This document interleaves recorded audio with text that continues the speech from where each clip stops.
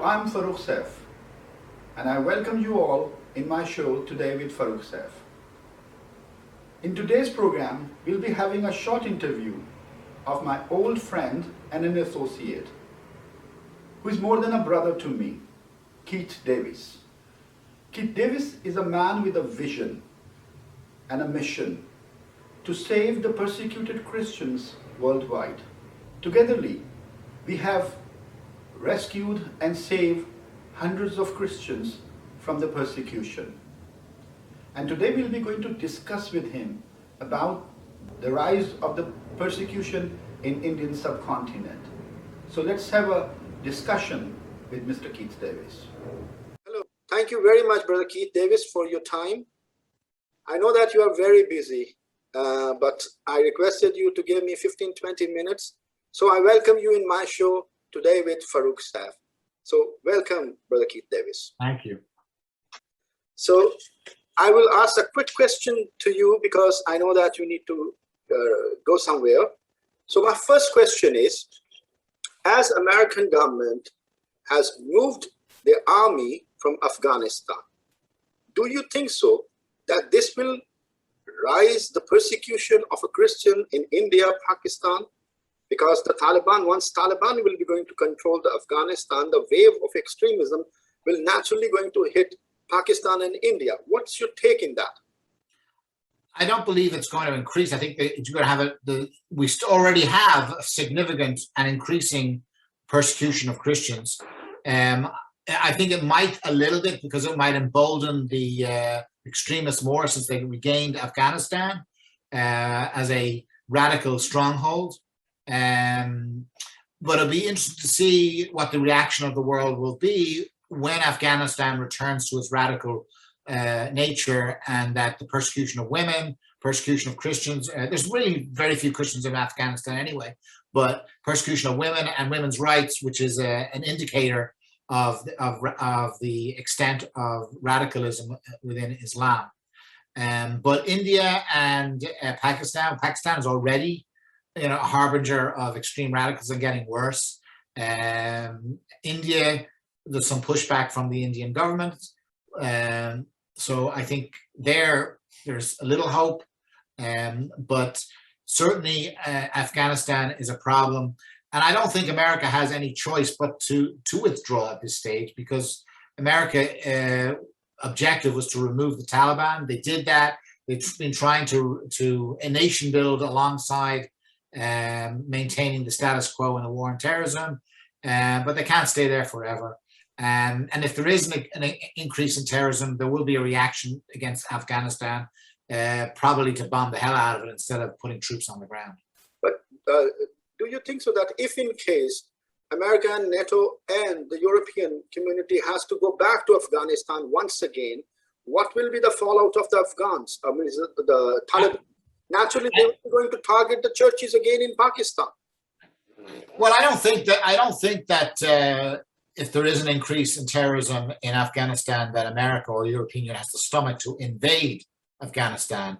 They'll probably just do targeted bombing of certain areas in the mountains or in certain hard to get to districts, because that's where most of the terrorism is carried out, from very remote areas within Afghanistan, small villages and towns that are very remote. So the only way really to attack them is through the air, right, with targeted bombing, which we did actually to Saddam Hussein prior to the second invasion.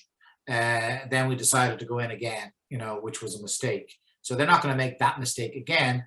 As a result of the politics of it and the issue towards the Christian persecution, and Afghanistan doesn't have many Christians. I mean, they don't have the Christians, right? So, but the way you can adjudicate what's going on in Afghanistan is how their treatment of women, and as treatment of women becomes really bad, right? That accentuates and will show and transfers over the treatment of Christians in Pakistan and in the Muslim areas of India, right? That will be the problem, because if the Taliban will try to force themselves into Pakistan, just like because Peshawar is on such place where Afghans on the other side, and Taliban's are on the other side, and Pakistani Taliban's on this side, or in Peshawar, right? Once they will be going to empower themselves, right? Naturally, their first target will be the Christians and the religious minorities, or even the quite a liberal sect in the Pakistan. Right? Well, here I would disagree with you a little bit in the fact that I think Pakistan is the one driving the force and helping the Taliban in Afghanistan itself. So if that's the case, we already have the problem, and it's already it's growing and growing in Pakistan, with or without the issues of Afghanistan. The only thing in Afghanistan is the fact that the Taliban won gives them more confidence to do even more and greater damage within Pakistan itself. But I mean, Pakistan has been the driving force right behind the getting rid of the United States from Afghanistan. Do you think so that in coming days, which part of the world will be the most persecuted? You will be going to see the most persecuted Christians. Which part normally? What's your? Well, the part will be where there's where the largest minority of Christians are, and that would be Pakistan and Egypt. I think are the two countries which will have the most persecution, and the reason being is that they have large minority Christian communities. Right, Nigeria is another country where you've got a 50-50 population being Muslim and Christian, and that's another area. So I think those are the three countries, and the reason being is just that you've got huge Christian minorities. What's your take in India? What's your take for India? Well, India might get some Christian persecution, not so much from the Muslims, but from the Hindus. I mean, you've got radical Hindus that hate Christians as well, and they persecute Christians to a great degree, and that could be a major issue. The same in Thailand, you have Buddhists, right? You've got countries where have large aggressive Buddhist populations where there's a sizable Christian minority. Those Christians could also be persecuted. But the main thrust in terms of you could say in terms of the numbers, the large numbers of persecution would be Egypt and Pakistan. So what should these Christian organizations or human rights organizations do to prevent the religious persecution in Islamic country or rest of the world? What's your opinion? Well, for largely, in my opinion, that the Christian organizations, right, have failed, and because they should have been doing this a long time ago, but they haven't been doing it. We have the religious freedom organizations who are really inept. They're not doing anything. They're not. In other words, the problem is increasing and increasing and increasing, and they're failing and failing and failing to be able to get governments to do much about it, right? And that's because of economics and business trumps freedom. I mean, we have the same issues with regards to the coronavirus. I mean, we all know China released this virus, whether it was deliberately or whether it was accidentally, right? There's no accountability. There's nothing going on about it. Why? Because of money, all right? And it's the same with the Christian persecution. Business trumps freedom. Economics trumps freedom. And we're not doing the things, and the Christian organizations, right? The main thing that we can do, or the main thing we have to do, and nobody's doing except trying our organization in a small way, is to rescue the people, right, that are being persecuted, right? And unfortunately, the policies of the Catholic Church, the policies of the Evangelical Church, most of the policies is we need to help those people and keep them there because we want to have Christianity there, right? But at the same time, those people are getting killed, they're getting molested, and it's virtually impossible for them to live in those countries.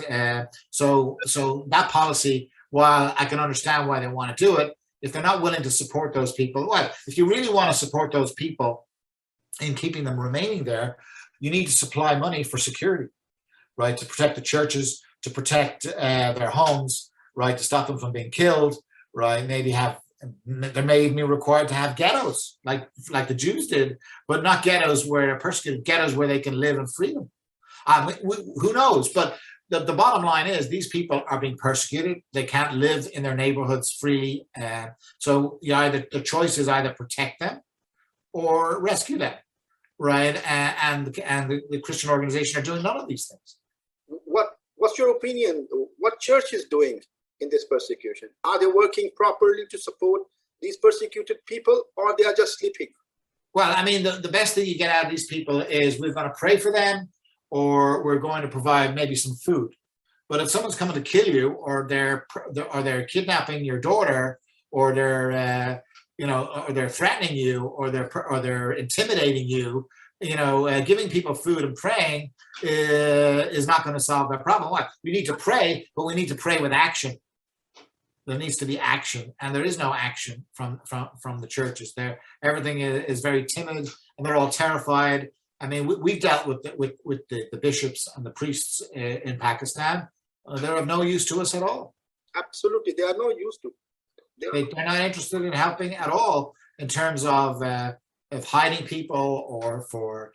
That we have an experience of that with a blasphemy case victim.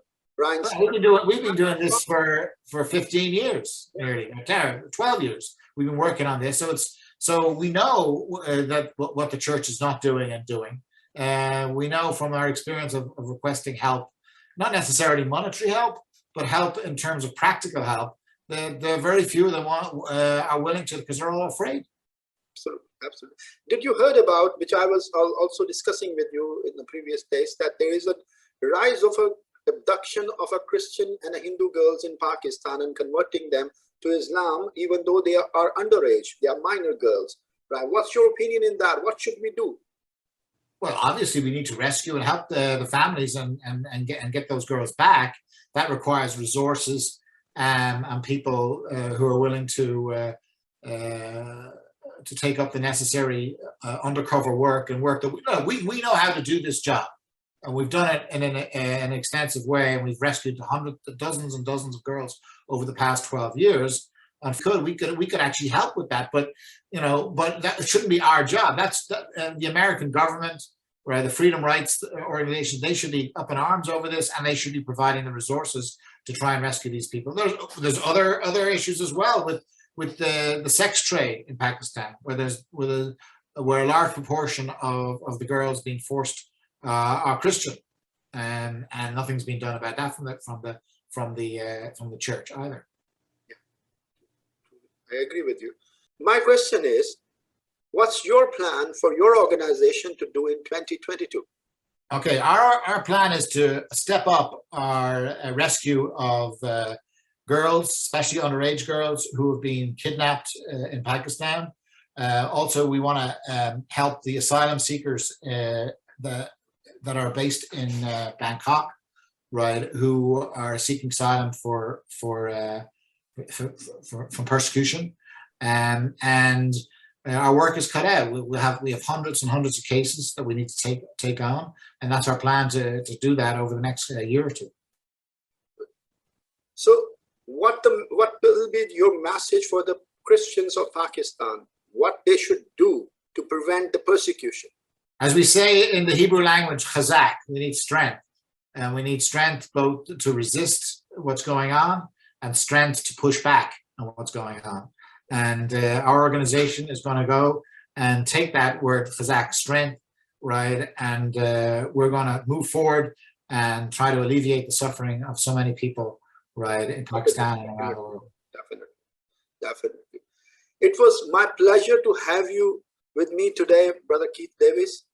I know that you were busy, that's why I only take a short interview of yours, but in the future, I hope that when you have a time, we will discuss in a longer version about how to prevent the persecution and how to get rid of all those laws which are creating the more persecution of religious communities in Pakistan and rest of the world. So thank you very much, Brother Keith Davies, for your time. All right, thank you, Farrukh. Nice to see you again. Thank you. God bless.